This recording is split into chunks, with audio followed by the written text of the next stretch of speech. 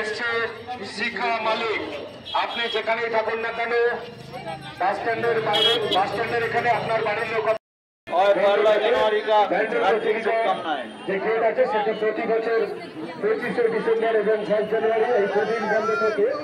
বাকি 365 দিন और 6 नंबर वार्ड को की तरफ से 12 दिन और 12 जनवरी का हार्दिक शुभकामनाएं।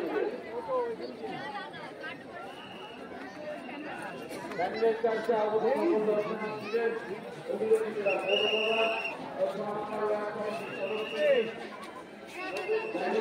करते हैं आपको बोला